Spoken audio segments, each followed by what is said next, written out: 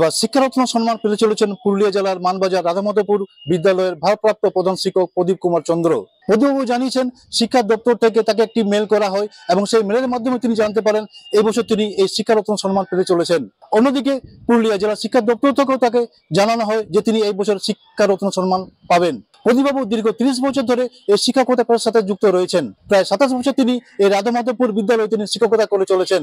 2019 সালে তাকে এই স্কুলের ভারপ্রাপ্ত প্রধান শিক্ষকের দায়িত্ব দেওয়া হয়। আর দায়িত্ব পাওয়ার পর থেকে যেমন তিনি এই এলাকায় শিক্ষার প্রসার ঘটিয়েছেন, তেমনি স্কুলের পরিকাঠামোগত উন্নয়ন করে চলেছেন।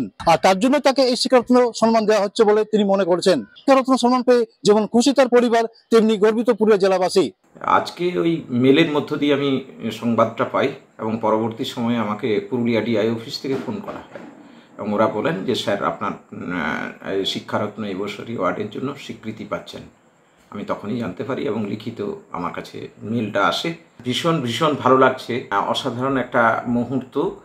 তবে সব থেকে বেশি ভালো লাগতো এবছর 6 ফেব্রুয়ারি আমার মা এই জগৎ ছেড়ে চলে গেছেন। আমার প্রয়াত মা 4 বছর থেকে সংগ্রাম করে যেভাবে আমাকে এই জায়গায় এনে দাঁড় করিয়ে দিয়েছেন সে কথা খুব মনে পড়ছে আজকের দিনে।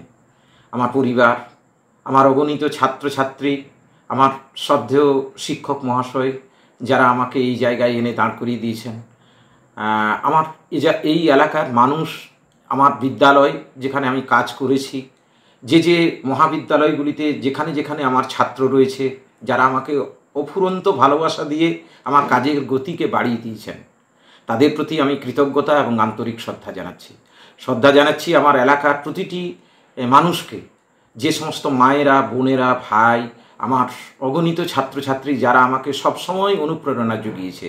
আমার শহর পুরুলিয়া থেকে শওকত আলী, কলকাতা টিভি।